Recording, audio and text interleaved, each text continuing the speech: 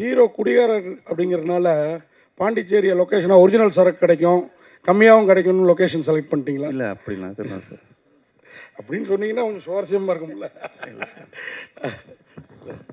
Guhan sir, Rewari அவருடைய இது எம்பல் போடலையா இதில், அந்த பேனரில் இதுலேயும்? இல்லை, நம்ம தான் டிஸ்ட்ரிபியூஷன் பண்ணுறோங்க சார், நம்ம தான் பண்ணுறோம். அதுதான் டேரக்டர் சார், எப்பவுமே வந்து குட் டேனா மேக்ஸிமம் வந்து நல்ல நாட்கள் சொல்லுவாங்க, ஆனால் இங்கிலீஷில் போடுவாங்க மேக்ஸிமம். ஏன் நீங்கள் தமிழில் போட்டீங்க டைட்டில்? ஏன் தமிழில் என்ன பிரச்சனைண்ணே? இல்லை, தமிழில் என்ன பிரச்சனைனா, இப்போ வந்து தமிழில் வந்து கூகுளில் ட்ரை பண்ணால் தமிழில் வராது. இப்போ இங்கிலீஷில் ட்ரை பண்ணால் டக்குன்னு வந்து எடுத்து கொடுக்கும். அதுக்காக தான் கேட்குறேன். ஓகே, ஹேஷ்டேக் யூஸ் பண்ணிக்கலாம். தேங்க்ஸ். கார்த்திக் நீதா சார், நீங்கள் குடிக்கிறதுக்கு காரணம் அகக்காரணம் புற காரணம்லாம் நிறைய பேசுனீங்க, அதெல்லாம் ஒத்துக்கிட்டோன்னே நிறைய நியாயமான பாயிண்ட்டு. முக்கியமான பாயிண்ட்டு, ரொம்ப எளிதாக டாஸ்மார்க்கில் சரக்கு கிடைக்க அதை பற்றி ஒரு வார்த்தை கூட பேசலையே, என்ன காரணம்? ஆனால் இந்த படம் அதை பற்றி பேசலைங்கிறதுனால பேசலை, பொதுவாக பேசணுன்னா நான் நிறையா சொல்லலாம். இதற்கு பின்னாடி இருக்கக்கூடிய அரசியல் காரணங்கள் நிறைய இருக்குது. நான் அதில் சொன்னது சமூக காரணங்கள் மட்டும்தான் சொன்னேன். அரசியல் காரணங்கள் இதில் முதன்மையாக இருக்குது. இதற்கு பின்னாடி இருக்கக்கூடிய வியாபாரமும் இருக்குது. இந்த படத்துக்கு அது தேவையில்லைங்கிறதுனால அது நான் சொல்லிக்கல. இந்த கதாபாத்திரம் சமூக காரணங்கள் என்னென்னா அவனுக்கு கொண்டு போய் அந்த குடிக்குள்ளே விட்டுச்சுங்கிறது மட்டும்தான் பகிர்ந்துக்கணும்னு தோணுச்சு. வேறு ஒரு இடங்களில் உறுதியாக நானே எழுதுவேன், போதைக்கும் மது விற்பனைக்கு பின்னாடி இருக்கக்கூடிய அரசியல் காரணம் என்னன்ட்டு சொல்லுவேன், நிச்சயமாக சொல்லுவேன்.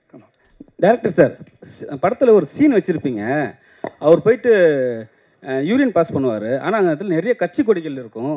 இப்போ வந்து நீங்கள் இந்த படத்தை ரிலீஸ் பண்ணும்போது அந்த கட்சி கொடிகளை வச்சு ஏதாவது பிரச்சனை பண்ணால் என்ன பண்ணுவீங்க? இல்லை, அது எல்லாமே பிளர் பண்ணியிருக்காங்க. இல்லை, பிளர் பண்ணிருக்காங்க, தெரியுது இல்லை க்ளீனாக, அதுக்கு சொன்னேன். என்ன கட்சி கொடி தெரிஞ்சதுன்னா? எல்லா கட்சி கொடிக்கும் முன்னாடி நடுவில் போயிட்டு அவர் வந்து யூரின் பாஸ் பண்ணுற மாதிரி இருக்கும். எனக்கு தெரியும். இல்லை, நான் என்ன கேட்குறேன்னா, இப்போ சாதாரண ஒரு வார்த்தை சொன்னாவே நம்ம கட்சிக்காரங்க விட மாட்டாங்க, சரிங்களா? இப்போ நம்ம அத்தனை கட்சி கொடியில் நட்டு வச்சிருக்கும் போது அது கேவலப்படுற மாதிரி இருக்க மாதிரி இருக்கு, அதான் கேட்டேன். இல்லைண்ணா, அது எல்லாமே பிளர் பண்ணியிருக்காங்க. ஒரு நிமிஷம். பண்ணியாச்சு. அப்படி தெரிஞ்சால் அதையும் நாங்கள் பிளர் பண்ணிடுறோங்க. அது தெரிஞ்சால் அதையும் பிளர் பண்ணிடுறோம். சார் குகன் சார், உங்களுக்கு தான் ஒரு கேள்வி. படத்தில் எல்லாரும் புதுமுகம் நீங்கள் இப்போ தான் போஸ்டர் பார்க்குறேன். காளி வெங்கட், பக்ஸு, எல்லாரோடையும் விஜய் முருகன் அவர் இருக்கார், அந்த அம்மா மைனா. ஏன் அப்புறம் புதுமுகன்னு சொல்கிறீங்க சார்? டைரக்ஷன் டீம் பார்த்தீங்கன்னா புதுசு. இப்போ நீங்கள் டிஓபி வந்து அவர் மதன் வந்து ஃபஸ்ட் ஃபிலிம் கொண்டு வராரு. இப்போ டைரக்டருக்கு புதுசு, ஆக்டருக்கு புதுசு. அப்புறம் நீங்கள் மைக்கேலுக்கு திரைக்கதை வசனகர்த்தா, அவருக்கும் இது புதுசு. அதனால் லார்ஜராக அவங்களுக்கு தான் முன்னாடி வரணுங்கிறது தான். ஆல்ரெடி எஸ்டாப்ளிஷ்டு ஆர்டிஸ்ட்டுக்கு இது இவங்க முன்னாடி வரணுங்கிற ஒரு விருப்பம் தான் சார். அப்புறம் நீங்கள் பேசுகிறப்ப பார்த்தா நம்ம தனஞ்சயன் சார், அப்புறம் நம்ம சக்தி ஃபிலிம் ஃபேக்ட்ரி இந்த ஸ்டைலில் இருக்குது. அடுத்து திரையுலகத்தை ஆள நினைக்கிறீங்களா? ஏன்னா குகன் சார், ஏன்னா நீங்கள் முன்னாடிலாம் முகத்தையே காட்ட மாட்டீங்க, எஸ்ஆர் பிரபு சார் இருந்தாலும் இப்போ கொஞ்ச நாளாக மேடைக்கு வர்றீங்க, பேசுகிறீங்க, நல்லாவும் பேசுகிறீங்க. சினிமாவை ஏதாவது வாழ வைக்கிற பிளான்? சார் நன்றி சார், உங்கள் ஆதரவுக்கு பிளெஸிங்ஸ்க்கு நன்றி. Thank you. Direct sir, good day sir, இந்த நேம் வந்து எல்லாருக்குமே தெரியும். காலையில் எழுந்தவொடனே குழந்தைங்க கூட பிஸ்கெட் குட் டே ப்ரொமோஷனுக்காகவா, இல்லை அந்த கம்பெனி ஏதாவது காசு கொடுத்துருக்கா? எதுனா குட் டே கம்பெனி ப்ரொடியூசரை கேட்டிங்கன்னா ஆக்சுவலாக பதில் சுவாரஸ்யம் கூட சொல்லலாம். இல்லை, டேரக்டர் கேட்டிங்கன்னா அவர் சொல்லுவார், ஏன்னா குட் டே அவர் தான் வச்சார். 2 பேருக்கும் பல்காக அமௌண்ட் வந்திருக்காப்போ? இல்லை, அது இப்போது அந்த கார்த்திக் நேதா கிட்ட கொடுக்குறேன், ஏன்னா அவர் தான் அந்த குட் டே அவருக்கும் அமௌண்ட் வந்திருக்கா? இல்லை, படத்துக்கு நிறைய தலைப்புகள் பேசணும். மிச்சக்குடி, எச்சக்குடி, சொச்சக்குடின்னு வைக்கலாமா அப்படின்னு வச்சோம். இந்த குடியை சம்மந்தமாகவே நிறையா பேசி பார்த்து இந்த படத்துக்குள்ளே ஒரு தந்தை மகளுக்கான உறவு ரொம்ப ஸ்ட்ராங்காக இருக்குது. அதனால் குழந்தைங்களுக்கு பிடித்தமான ஏதாவது ஒரு தலைப்பு போகலான்னு ஒரு கட்டத்தில் போகும்போது நிறைய அது சம்மந்தமாக போய், சரி ஆங்கில தலைப்பாக இருந்தாலும் இந்த ஒரு படத்தில் நாங்களே மன்னிச்சுக்கிட்டு, சரி குட் டேன்னு வச்சா கொஞ்சம் குழந்தைங்களுக்கு போய் ரீச் ஆகும் அப்படிங்கிறதுக்காக வச்சது. டேரக்ட் சார், இல்லை இன்றைக்கி குடியை பற்றி தான் சொல்லிகிட்டே இருக்கீங்க. குடியை தாண்டி எக்ஸ்ட்ரீமாக போயிட்டாங்க. இப்போ இருக்க ஜென்ரேஷன் எல்லாமே தள்ளாடிட்டு தான் இருக்குது, ஆனால் குடினால இல்லை. ஏன்னா எல்லாமே போதையில், கஞ்சா போதை அப்படின்னு அந்த அடுத்த கருத்து போயிட்டாங்க. இப்போது எல்லாருமே முக்கால்வாசி டாஸ்மாகே பெட்டர்ப்பா அப்படின்ற அளவுக்கு வர ஆரம்பிச்சிட்டாங்க. ஏன்னா குடித்தா நம்ம பாட்டு கவர்மெண்ட் படுத்துட போகிறான். ஆனால் இவங்க இப்போ இருக்க ஜென்ரேஷன் வர படங்களில் பார்த்தீங்கன்னா அதான் ஓவராக இருக்குது. நம்ம கண் முன்னாடியே தெரியுமே. நியூஸ் காலையில் இருந்தோடனே பார்த்துருப்பீங்களே, நிறைய தாலி அறுப்பு, நிறைய பேர் கொலை பண்ணுறது. ஏன் அதை இது பண்ணலை? ஏன் குடியே நம்ம வச்சுட்ருக்கணும்? இல்லை, என் கதை தாலி இருக்கிறது இல்லைண்ணே.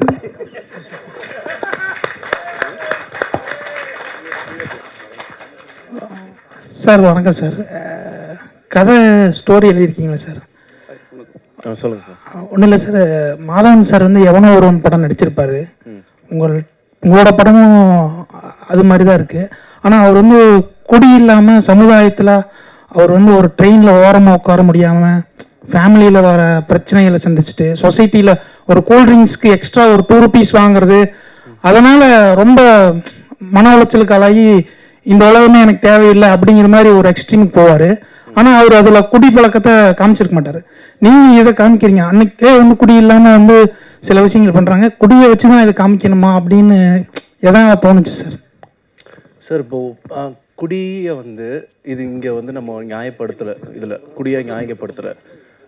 குடிங்கிறது ஒருத்தன் அவன் தன்னோட டெம்ப்ரரியான ஒரு சைலன்ஸ்க்கு அவன் குடிக்கிறான். இங்கே எல்லாருமே டெம்ப்ரரியான சைலன்ஸ் தான் குடிக்கிறோம்.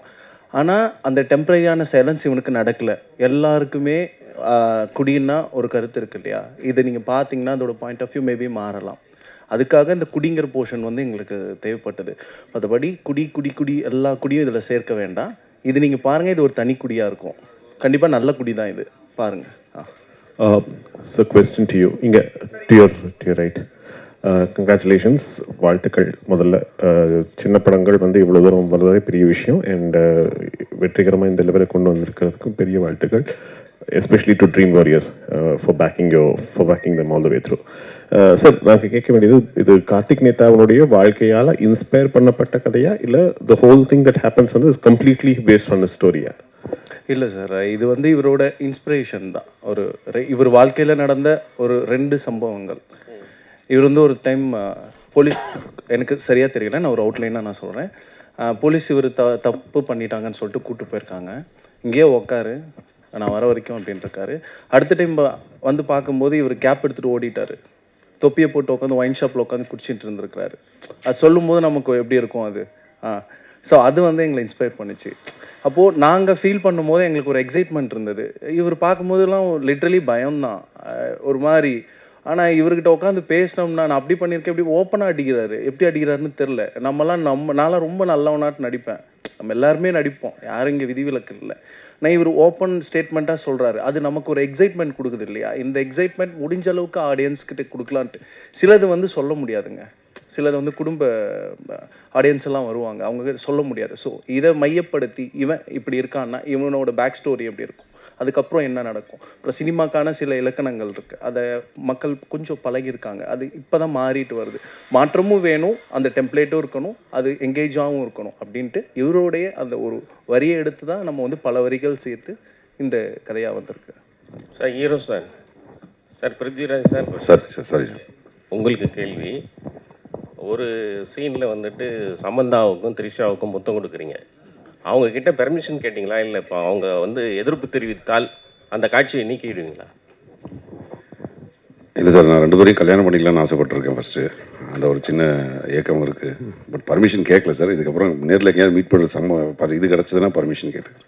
இல்லை, அவங்க ரசிகர்கள் எதிர்ப்பு தெரிவிக்க மாட்டாங்களா? கண்டிப்பாக தெரிவிக்க மாட்டாங்க சார். ஏன்னா என் வீட்டு பக்கத்தில் ஒருத்தன் டெய்லியும் வந்து இன்னுமே எல்லா ஏரியானுக்கும் கிஸ் பண்ணிட்டு போயிட்டுருப்பாங்க. ஹீரோ சார், இது கார்த்திக் நேசா சார் வந்து நிறைய சீன் சொன்னார். அவருடைய வாழ்க்கையிலேருந்து நிறைய வந்து ஸ்கிரிப்ட் சொன்னார்னு.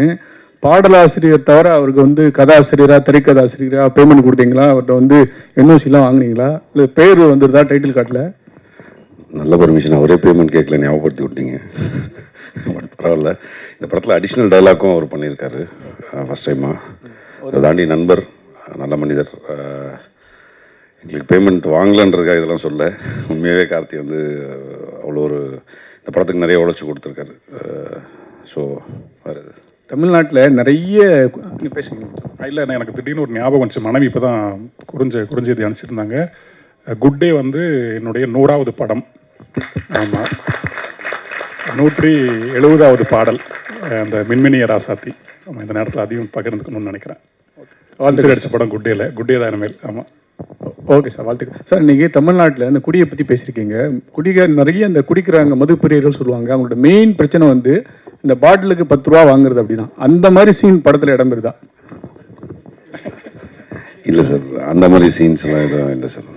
இது நீங்கள் வழக்கமாக குடிகாரம் படமே யோசிக்காதீங்க. இது ஒரு பாட்டு, அவனுக்குள்ளே இருக்கிற பெயின்ஸ் பேசுகிற படம் தான் இது. அண்ணா அப்புறம்ண்ணா அண்ணா கார்த்திக் நேத்தாண்ணே, இப்போ இவரோட முத்துக்குமார் சாரோட இது வந்து 50வது பிறந்த நாள் வந்து கொண்டாட போகிறாங்க. அதில் வந்து உங்களோட பங்களிப்பு என்ன இருக்க போகுது? நீங்கள் எதுவும் டிஃப்ரெண்ட்டாக எதுவும் வச்சுருக்கீங்களா? அதை பற்றி குறிப்பாக வந்து கேட்க சொல்லி என்கிட்ட ஃபோன் இப்போ வந்துச்சு லைவ் பார்த்துட்டு. நான் அண்ணனோட நிகழ்வு எங்கே இருந்தாலும் யார் கூப்பிட்டாலும் கூப்பிடலனாலும் நான் போய் அங்கே தலை காட்டிட்டு வந்துடுவேன். அது என்னுடைய தம்பியாக ஒரு கடமை. மற்றபடி அதே எனக்கு போகுதுன்னு நினைக்கிறேன். அந்த நினைவு முழுக்க முழுக்க உள்ளே இருக்குது. இல்லை 100வது படம்னா இது. புது டைரக்டர்ஸ் கூட ஒர்க் பண்ணியிருக்கீங்க. அந்த அனுபவம் எப்படி இருந்துச்சு? இல்லை, அவங்க இப்போ வெளியே தெரியறது தான் முதல் அப்படிங்கிறது. ஆனால் ஒரு நீண்ட நெடிய பயிற்சியும் அனுபவமும் உள்ளவங்க அத்தனை பேருமே. முழுக்க வாசிக்கிறதுலேருந்து, படங்கள் பார்க்குறதுலேருந்து, எழுதி பார்க்குறதுலேருந்து ஒரு வெல் ட்ரெயின்டு, வெல் எக்யூப்டு ஆளுங்க தான் அத்தனை பேரும். முதல் படங்கிறதுனால அது முதல் படம்னு சொல்லிக்கிறோம், அவ்வளோதான். ஆமாம். டைரக்ட் சார், காவி கலர் காமிச்சாவே கண்டனம் தெரிவிக்க ஆரம்பிச்சிருவாங்க. நீங்கள் காக்கி சட்டை போட்டு வேலு அதை இது பண்ணுற மாதிரி சூளம் எல்லாத்தையும் வச்சுருக்கீங்க. கிளம்பி வந்தால் என்ன பண்ணுவீங்க கொடியோட?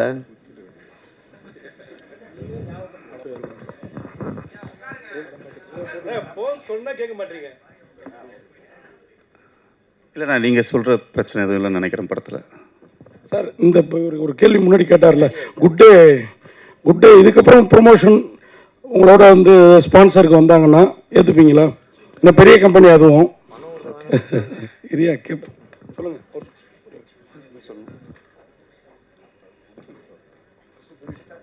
எனக்கு இது பதில் தெரியல சார். இல்லை good day Britannia company G, அவங்க ஒருவேளை ஸ்பான்சர் பண்ணுறேன் அப்படின்ட்டு எனக்கு தெரியும். நீங்கள் கேட்டு கேள்வி அதான், அவங்க ஸ்பான்சர் பண்ணுறோம் அப்படி எங்கள் டைட்டில் வச்சு எடுத்திருக்கீங்க, ஸ்பான்சர் பண்ணுறோன்னு வந்தால் ஏற்றுப்பீங்களா? உங்களுக்கு ப்ரொடியூசர் தானே முடிவு பண்ணும். ப்ரொடியூசர் சார் சொல்லுங்கள். கான்டாக்ட் நம்பர் இருந்தால் கொடுங்க, ரொம்ப வறுமையில் தான் இருக்கும். உண்மையாகவே தேடிக்கிட்டு இருக்கோம். அப்படி எதுவும் வந்தாங்கன்னா அட்லீஸ்ட் பிஸ்கெட் கொடுத்தா கூட ஓகே தான். அந்த அவ்வளோ பஞ்சத்தில் தான் இருக்கும். அது மாதிரி கார்த்திக் நேத்தாவோட கதையை பண்ணியிருக்கதா சொன்னீங்க, ஓரளவு எடுத்து. அவங்க அண்ணனே ஒரு நடிகர் விவேக் பிரசன்னா, அவரையே இந்த படத்தில் அவரும் குடியாத கேரக்டர்னா கரெக்டாக நடிப்பார். ஏன் அவரை இதில் யூஸ் பண்ணல?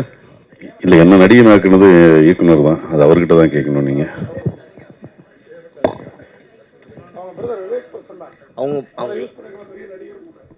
ஆமாம். இல்லை, நாங்கள் அவரை அப்ரோச் பண்ணல sir. Art director sir, Vijayamurugan sir. ரொம்ப நாள் கழிச்சு வந்திருக்கீங்க. நடுவில் காணோம். ஏன்னா உங்களுக்கு கோலீஸோடலாம் உங்களை விரும்பி அந்த அட்ராக்டிவான ஃபேஸ் லாஸ்ட்டாக விமல் சார் படத்தில் வந்தீங்க. ஆமாம். பட் ஆனால் அந்த மாதிரியான ஒரு நடுவில் வக்கீலாக கூட ஒரு படம் இது பண்ணியிருந்தீங்க, பேச்சுலர். ஆனால் ஏன் படங்கள் நிறைய பண்ணுறது இல்லையா? இல்லை சூஸிங்காக பண்ணலாம் அப்படின்னு வெயிட் பண்ணிங்களா? இல்லை ஆர்ட் டைரக்ஷனில் அதிகமாக பிஸியாக இருக்கீங்களா? கரெக்டாக தான் நீங்களே சொல்லிட்டீங்க. ஆர்ட் டைரக்ஷன் போயிட்டு இருக்கிறதால எனக்கு டைம் இருக்கும்போது பண்ணிக்கிறேன். ஸோ இதையும் மெயின்டைன் பண்ணி அதையும் மெயின்டைன் பண்ணுறீங்க. மெயின்டைன் பண்ணல, பண்ணிட்டு இருக்கேன். ஈஸியாக எப்படி இருக்குது? ஈஸி கிடையாது. சினிமா நிறைய பேர் ஈஸின்றாங்க, எனக்கு தெரியல. 30 வருஷமாக இருக்கேன், கஷ்டமாக தான் இருக்குது. நிகழ்ச்சியின் முதலில் வார்த்தையால் பேசுவதை விட தன்னுடைய இயல்பான நடிப்பால் எப்போதும் படங்களில் பேசப்படும் நடிகர், கலை இயக்குனர் விஜய் முருகன் அவர்களை இப்போது பேச அழைக்கிறோம்.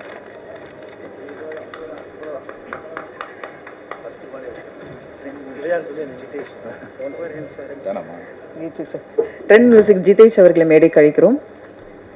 ஃபர்ஸ்ட் நீங்க பேசினா நல்லா இருக்கும்னு சொல்றாங்க. வணக்கம் எல்லாருக்கும். இன்னைக்கு மேடையில் இருக்கும் எல்லாமே குட் டே நினைக்கிறேன். உங்களுக்கும் அப்படி தான் இருக்கும்னு நினைக்கிறேன். எனக்கு என்றைக்குமே குட் டே தான். ஹாப்பியாக தான் இருக்கேன். அது காரணம் முழுக்க சினிமா தான், வேறு எதுவுமே கிடையாது. இந்த படத்தில் நான் நடித்ததை பற்றி சொல்லணுன்னா, இந்த படத்தை பற்றி ஃபஸ்ட்டு சொல்லணுன்னா, ஒரு இன்ட்ரெஸ்டிங் படம் தான். பிருத்திவி நடிக்க கூட்டத்துலேருந்து இது வரைக்கும் இன்ட்ரெஸ்டிங்காக தான் போயிட்டுருக்கு. அப்படி தானே? சரி. ஸோ இந்த படம் வந்து ஆக்சுவலி ரொம்ப நல்ல கதை, எனக்கு ரொம்ப பிடிச்ச கதை. ஒரு நாள் நைட்டு நடக்கிற கதை. இன்ட்ரெஸ்டிங்காக பண்ணிக்கிறாரு, சூப்பராக பண்ணிக்கிறாரு பிருத்திவி. படம் பார்த்தேன். எனக்கு புதிய பதி மாதிரி தான் ஒரு ஃபீல் ஆச்சு. நல்லாயிருக்கும் இந்த படம். இந்த படத்துக்கு மேடையில் இருக்க எல்லாத்துக்கும் வணக்கம் மறுபடியும் சொல்கிறேன். ரொம்ப தேங்க்ஸ். தேங்க்யூ. தேங்க்யூ, நன்றி. அடுத்து நாம் பேச அழைக்கிறோம். முயற்சி உடையவனுக்கு 8 திசையும் ஏற்ற திசைதான். தன்னுடைய ஒவ்வொரு முயற்சியிலும் புதிய புதிய கதாபாத்திரங்களில் தன்னை மெருகேற்றி அடையாளப்படுத்திக் கொண்டிருக்கும் ஜீவா சுப்பிரமணியம் அவர்களை பேச அழைக்கிறோம். எல்லாருக்கும் மாலை வணக்கம். இங்கே எங்களை வாழ்த்த வந்திருக்க சிறப்பு விருந்தினர்கள் அனைவருக்கும் வணக்கத்தை வச்சுக்கிறேன். சோஷியல் மீடியா அண்ட் யூடியூப் எல்லாருக்கும் வந்திருக்கீங்க. உங்கள் எல்லாருக்கும் ரொம்ப ரொம்ப நன்றி. இந்த படத்தில் நான் ஒரு வித்தியாசமான கதாபாத்திரம் பண்ணியிருக்கேன். இது வரைக்கும் இவங்க சாரி கட்டிட்டு சுடிதார் போட்டு ஒரு மாதிரியான கதாபாத்திரம் தான் பண்ணுவாங்கன்ற ஒரு இது இருந்தது. அதை இதில் பிரேக் பண்ணியிருக்காங்க. இயக்குனர் அரவிந்தன் அவர்களும் பிருத்வி சார் அவங்கள எல்லாருமே சேர்ந்து எனக்கு ஒரு வித்தியாசமான ஒரு கதாபாத்திரம் கொடுத்துருக்காங்க. ஃபர்ஸ்ட் இங்கே நான் கூப்பிடும்போது சுடிதாரில் தான் போயிருந்தேன்.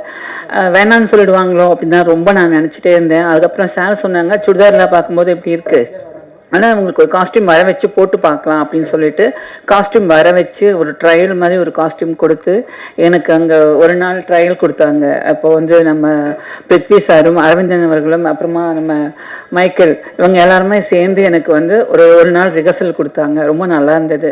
ஷூட் போகிறப்போ எனக்கு ரொம்ப ரொம்ப சப்போர்ட்டாக இருந்தாங்க. எனக்கு புல்லட் ஓட்ட தெரியும்னு நான் போய் சொல்லிட்டேன் அவங்க கேட்கும்போது. அதுக்கப்புறம் ஷூட்டிங் போனதுக்கப்புறம் அங்கேயும் ஒரு நாள் எனக்கு ஓட்டுறதுக்கு ட்ரெயின் கொடுத்து ரொம்ப நல்லா பார்த்துக்கிட்டாங்க. ரொம்ப சந்தோஷமாக இருக்குது. கண்டிப்பாக உங்கள் எல்லாருக்கும் பிடிக்கும். இவ்வளோ நாள் பார்த்துட்டு இருந்த ஜீவாவை வித்தியாசமான கோணத்தில் பார்ப்பீங்க. இந்த மேடையை யூஸ் பண்ணிக்கணும்னு நான் நினைக்கிறேன். நிறைய பேர் இவங்க சாரியில் வராங்க, சுடிதாரில் வராங்க, வெஸ்டர்ன் கேரக்டர் பண்ண மாட்டாங்க. அந்த மாதிரி கேரக்டர் உங்களுக்கு சூட் ஆகாதுன்னு நீங்கள் நினைக்க வேணாம். சாரி எனக்கு ரொம்ப பிடிக்கும். என் பெண்மையை உணர்ந்தப்போ நான் முதல்ல உடுத்தின விட இந்த சேலை தான். அதனால் எங்கே போனாலும் இந்த சாரியில் தான் போவேன். ஒரு கதாபாத்திரம் கொடுத்து பாருங்கள், ப்ரூவ் பண்ணி காட்டுவோம். வாய்ப்புகள் கிடைச்சா தானே ப்ரூவ் பண்ண முடியும். இவங்க எனக்கு கொடுத்துருக்காங்க. அதுக்கு எல்லாருக்குமே நன்றி. இங்கே குட் டே படத்தோட டீமுக்கு. ரெண்டாவது சிவகார்த்திகேயன் அண்ணா, சூப்பர் ஸ்டார் ரஜினிகாந்த் அவர்கள் எல்லாம் இப்போ வர படங்களை எல்லாம் பார்த்து விஷயம் சொல்லிட்டு இருக்கீங்க. எங்களுக்கு ரொம்ப சந்தோஷமா இருக்கு. இந்த மாதிரி எங்க படத்துக்கும் நீங்க பார்க்கணும்னு நினைச்சீங்கன்னா எங்க படத்தோட பிஆர்ஓ டீமை கான்டாக்ட் பண்ணுங்க சார். ஏன்னா எனக்கு சொல்லணும்னு தோணுது. ஏன்னா நீங்க கொடுக்குற அன்பு நீங்க கொடுக்குற சப்போர்ட் எங்களுக்கு பெரிய சப்போர்ட்டா இருக்கும். உங்களை எப்படி கான்டாக்ட் பண்றதுன்னு தெரியல. நானும் ட்ரை பண்ணி பார்த்தேன். ஸோ சிவானா கூட நான் ரெமோன்னு ஒரு படம் ஒர்க் பண்ணியிருக்கேன். ரொம்ப நாளைக்கு அப்புறம் தர்பார் ரிலீஸ் ஆனதுக்கு அப்புறம் சிவானா அவங்க உதவியாளர்கிட்ட சொன்னாங்களா, நம்ம படத்துல ஒர்க் பண்ண பொண்ணு தானே அப்படின்னு சொல்லிட்டு திரும்ப என்னை கூப்பிட்டுருந்தாங்க. நான் பார்க்க போக முடியல, எனக்கு அதுக்கப்புறம் வேலை இருந்தது. ஸோ இப்போ நான் அண்ணா கிட்ட கேட்குறேன், சிவகார்த்திகேயன் அண்ணா கிட்ட, நீங்கள் நிறைய படங்கள் பார்த்துக்கிட்டு எங்களுக்கு சப்போர்ட் பண்ணிட்டு இருக்கீங்க. சின்ன சின்ன படங்கள் புது படங்கள்லாம் வந்துட்டு இருக்கு. எங்களுக்கும் நீங்கள் சப்போர்ட் பண்ணணும். ஒரு ரிக்வஸ்ட்டாக நான் சொல்கிறேன். நீங்கள் பார்க்கணுன்னு ஆசைப்பட்டீங்கன்னா எங்கள் பிஆர்ஓ டீமை கான்டாக்ட் பண்ணுங்கள். அவங்க அதை அரேஞ்ச் பண்ணி தருவாங்க. மற்றபடி எங்களுக்கு சப்போர்ட் பண்ண எல்லாருக்கும் ரொம்ப நன்றி. ஒரு குட் டே நியூ பிகினிங் உங்ககிட்ட இருந்து எங்களுக்கு கிடைக்கும்னு நான் நம்புகிறேன். ஒரு புது முயற்சி பண்ணிட்டு நாங்கள் காத்துட்ருக்கோம். எல்லாரும் வர 27ஆம் தேதி தியேட்டரில் ரிலீஸ் ஆகுது. பாருங்கள், சப்போர்ட் பண்ணுங்கள். அப்புறம் இந்த படத்தில் கோவிந்த் வசந்தா அவர்கள் தான் மியூசிக் பண்ணியிருக்காங்க. இந்த படத்தில் சாங் கார்த்திக் நேத்ரா சார் எழுதியிருக்காங்க. இதில் அம்புலிங்க ஆராரவும் மின்மினிய ராசாத்தி பிரதீப் குமார் சார் அவங்களும் ரெகானா பாப்பாவும் பாடியிருக்காங்க. ட்ரெண்ட் மியூசிக்கில் அவைலபிளாக இருக்குது. எல்லாரும் பாருங்கள், சப்போர்ட் பண்ணுங்கள். நன்றி, வணக்கம். 96 படத்தின் இணை இயக்குனராக பின்னே இருந்தவர் குட் டே படம் மூலம் தயாரிப்பாளராக நடிகராக முன்னே வந்திருக்கிறார். முதல் படம் பேச வேண்டிய கதை. இன்றைய இந்திய சூழலில் வேலையின்மை, பட்டினி, வறுமை அதிகரிப்பின் காரணமாக வேலை தேடி உழைப்பு சந்தையை நோக்கிய இடம்பெயர்வு தொடர்ந்து நடந்து வருகிறது. திருப்பூரில் பனியன் தொழிலில் நடந்து வரும் உள்நாட்டு வெளிநாட்டு வர்த்தக வளர்ச்சி, நியாயமான சம்பளம், நியாயமில்லாத நெருக்கடி, தொழிலாளர்களின் தொண்டைக்குழி சோகங்கள் என்று மனதை உலுக்கும் காட்சிகளோடு ஒரு நாள் இரவு கதையாக புதிய யுத்திகள், புதிய மெனக்களுடன் கதை சொல்ல போகும் குட்டே படத்தின் இயக்குனராக, குட்டே படத்தின் தயாரிப்பாளர், நடிகராகும் பிருத்திவிராஜ் ராமலிங்கம் அவர்களை பேச அழைக்கிறோம்.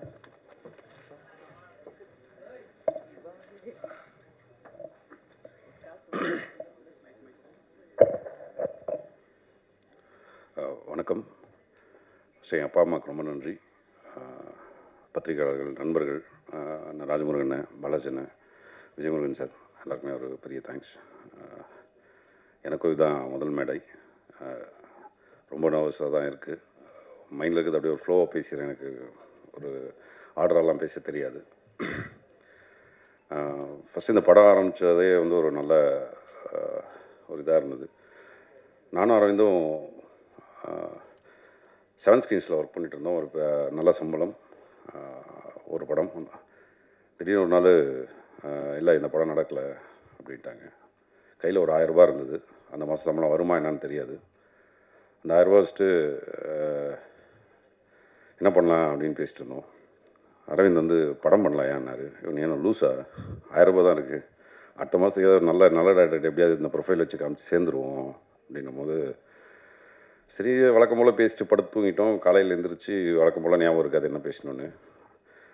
சரி, ஆனால் அதுக்கப்புறம் வந்து ஒரு லைன் ஒன்று பேசிட்டு இருக்கும்போது அரவிந்துக்கு வந்து எப்படியாவது படம் பண்ணிடணும் அப்படின்ட்டு, இல்லையா நீ கொஞ்சம் யோசிச்சு பாரு, படம் பண்ணிடலாம். நான் சினிமாவுக்கு வந்து நடிக்கணும்னு தான் வந்தேன், தெரியாமல் அசிஸ்டன்ட் ரைட்டு கோட் ரைட்டு. அரவிந்துக்கு வந்து ப்ராப்பராக டைரக்டர் ஆகணும். சரி அரவிந்த் வந்து எப்படியாவது நீ பண்ணிவிடுவோம் அப்படின்னு சொல்லி ஆரம்பித்த படம் தான். அப்படி தான் இந்த படம் ஸ்டார்ட் ஆச்சு.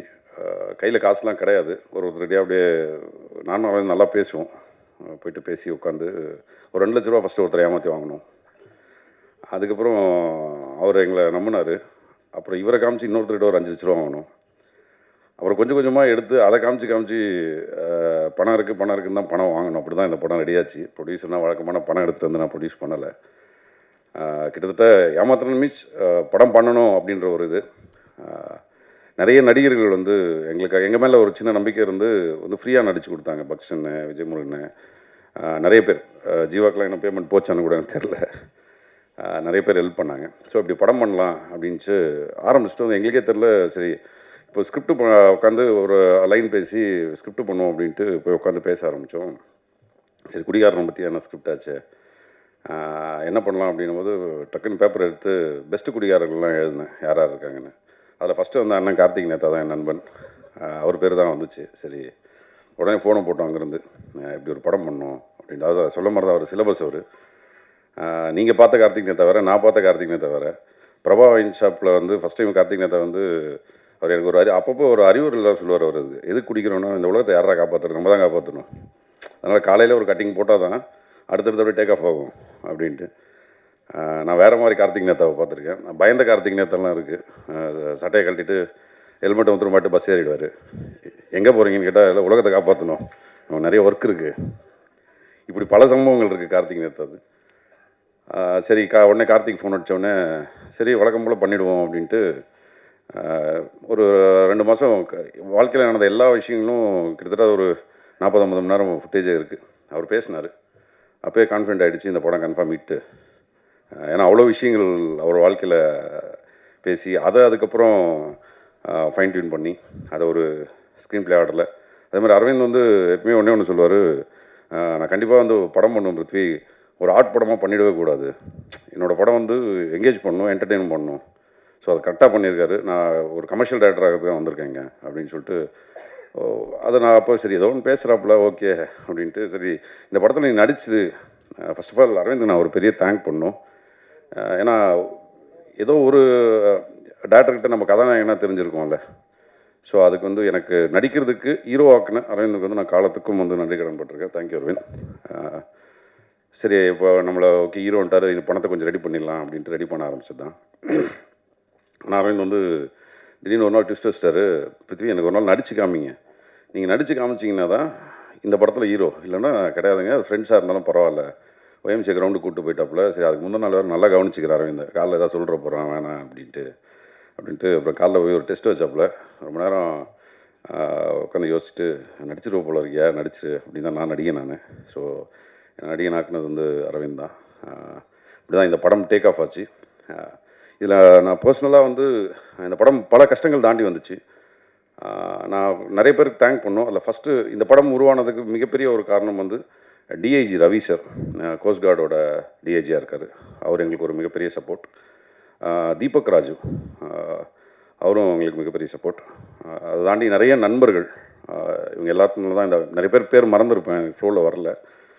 இவங்க எல்லாருமே தான் ஒரு மிகப்பெரிய சப்போர்ட் இந்த படம் உருவானதுக்கு. அப்புறம் வந்து படம் ஒரு கட்டத்தில் பாண்டி குமரன் எனக்கு வந்து ஒரு பெரிய தேங்க்ஸ் சொல்லிக்கிறேன் ஒன்று. ஏன்னா ஒரு 2 லட்ச ரூபா எடுத்துகிட்டு ஷூட்டிங் போயிட்டோம் 19 நாள் ஷெடியூலுக்கு. காசு இல்லை. அங்கே போயிட்டு ஆனால் ஓரமாக வானேன்னு கூப்பிட்டு போயிட்டு ஆனால் மன்னிச்சு 2 லட்ச ரூபா தான் எடுத்துகிட்டு வந்திருக்கோம், எப்படியா அந்த படத்தை முடிச்சு கொடுத்துருங்க அப்படின்ட்டு கடைசியில் அவர் தான் முடிச்சு கொடுத்தாரு. செக்லீஃப்லாம் வாங்கி வச்சுக்கிட்டாரு, அது கொடுத்தாரா இல்லையான்னு தெரியல. ஒரு நம்பிக்கை இருக்காதுல்ல. பட் 19 நாள் ஷூட் பண்ணிட்டோம், எங்களுக்கு எந்த ஒரு குறவும் இல்லாமல் அந்த இடத்த எங்கள் மேலே நம்பிக்கை வச்சு சரி ஏதோ கொடுத்துருவீங்க, போய் நிறைய பேர் ஏமாற்றிட்டு போயிருக்கேன், என்ன நீங்களாவது கொடுத்துருங்கடான்னு சொல்லி தான் அனுப்பிச்சி விட்டார். அந்த பணத்தை கொடுத்துட்டேன். ஸோ ரொம்ப தேங்க்ஸ். நான் அந்த படம் முடிஞ்சதுக்கு நீங்களும் ஒரு மிகப்பெரிய காரணம். அப்படி தான் இந்த படம் உருவாச்சு.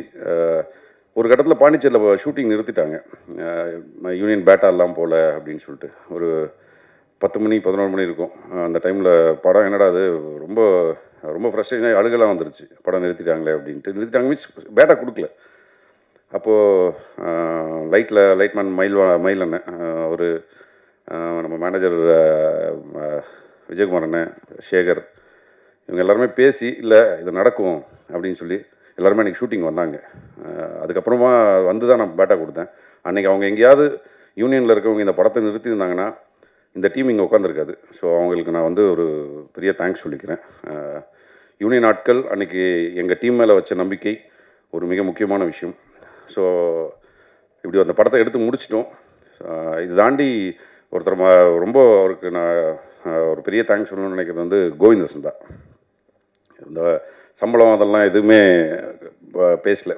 அரவிந்த் நானும் போய் உட்காந்தோம், ஓகே நான் பண்ணுறேன் அப்படின்னு சொல்லி அதுக்கப்புறம் தான் பண்ணி கொடுத்தாரு. அவரோட சப்போர்ட், அவரோட பலம் வந்து இந்த படத்துக்கு வந்து மிகப்பெரிய ப்ளஸ். ஸோ இந்த படம் எடுத்து முடிச்சிடலாம் அப்படின்ட்டு அதுக்கப்புறம் நிறைய பிரச்சனைகள் வந்து இந்த படம் எடுத்ததுக்கு அப்புறம் இந்த படத்தை எப்படி வியாபாரம் பண்ணுறது என்னன்னு எங்களுக்கு எதுவுமே தெரியல. கிட்டத்தட்ட 42 ஷோ போட்டோம். நாங்கள் ஷோ போட்டவங்களாம் பார்த்திங்கன்னா எல்லாம் வேறு வேறு வித்தியாச ஆட்கள். பெருசாக ஒருத்தரை ரீச் பண்ண முடியல, எங்களுக்கு தெரியல எப்படி ரீச் பண்ணுறதுன்னு. அப்போது எஸ்ஆர் பிரபு சாரோட டாக் ஒரு நாள் கவனித்தேன். அவர் ஒன்றுத்தில் பேசிகிட்டு இருந்தார் ஒரு மேடையில், படம் எடுக்கிறது முன்னாடி இதை எப்படி வியாபாரத்துக்கு என்னன்றது யோசிச்சிருங்க கொஞ்சம் அப்படின்னும் போது, சரி இவரை நம்ம பிடிச்சிருவோம் அப்படின்ட்டு நேராக அவரை போய் வழக்கம் போல் சார் ஒரு படம் எடுத்துருக்கணும் போது சரி பார்க்குறேன் அப்படின்னு சொல்லிட்டு குகன் சார் தான் எங்கள் படத்தை ஃபஸ்ட்டு பார்த்துட்டு உடனே ஃபோன் அடித்து அன்றைக்கி தை 1 என்ன படம் நல்லா இருக்கியா அப்படின்னாரு. குகன் சார் ரொம்ப தேங்க்ஸ். எங்கள் படத்தை ஃபஸ்ட்டு சர்டிஃபை பண்ணி அந்த படத்தை அதுக்கப்புறம் எஸ்ஆர் பிரபு சார் பார்த்தாரு. அவர் அதுக்கப்புறம் டீமில் ட்ரீம் வாரிஸில் எல்லாருக்கும் சொல்லி எல்லாருமே படம் பார்த்தாங்க. அப்படி தான் இந்த படம் கிட்டத்தட்ட நான் இந்த படம் பண்ணுறேன். எஸ்ஆர் பிரபு சார் இந்த படத்தை பார்த்துட்டு அன்றைக்கி சொன்ன வார்த்தை வந்து இன்றைக்கி போய் நிம்மதியாக தூங்குங்க, ஒரு 10 நாள் தூங்கி இருக்க மாட்டேங்க ரொம்ப நாளாக, தூங்குங்க இந்த படம் தேட்டருக்கு வரும் அப்படின்னாரு. எஸ்ஆர் பிரபு சாருக்கு ஒரு தேங்க்ஸ் சொல்லிக்கிறேன். இந்த படம் அதே மாதிரி 27ஆம் தேட்டருக்கு வரப்போது ரொம்ப சந்தோஷமாக இருக்குது. ஸோ இப்போ இந்த படத்தை எடுத்தாச்சு. இப்போ இந்த படத்தை எப்படி நமக்கு யாராவது ஒருத்தர்கிட்ட போட்டு காமிக்கணும் தான் பாலாஜன் ராஜமுருகன்லாம் படத்தை போட்டு காமிச்சோம்.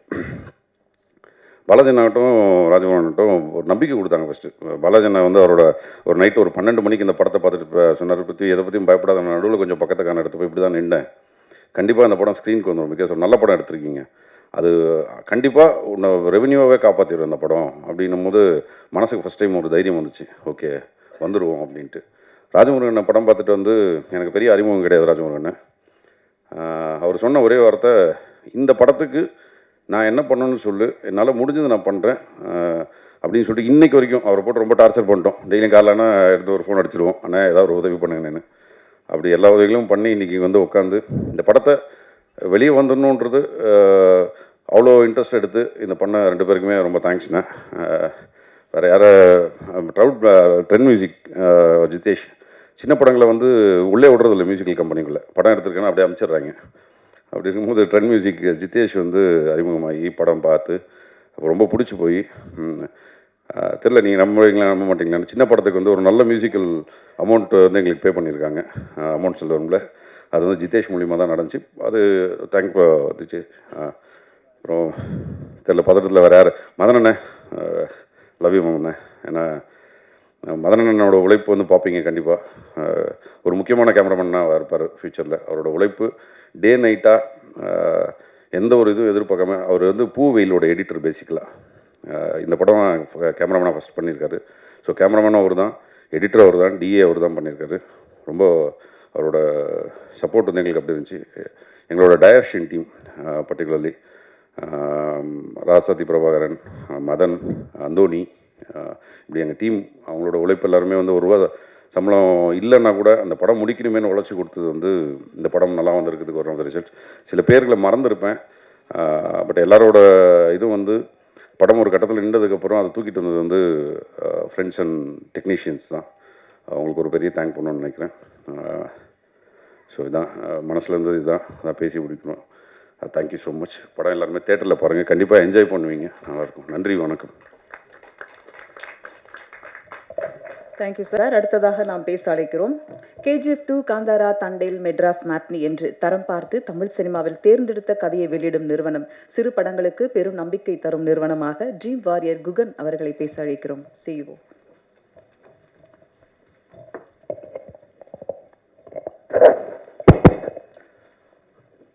பத்திரிகை ஊடக நண்பர்கள் அனைவருக்கும் வணக்கம். படத்தை சப்போர்ட் பண்ணுறதுக்கு உறுதுணையாக இருந்து இவ்வளோ தூரம் முன்னெடுத்து கொண்டு வந்த ராஜ்முருகன் சார், பாலாஜி தரணிதரன் சார் மற்றும்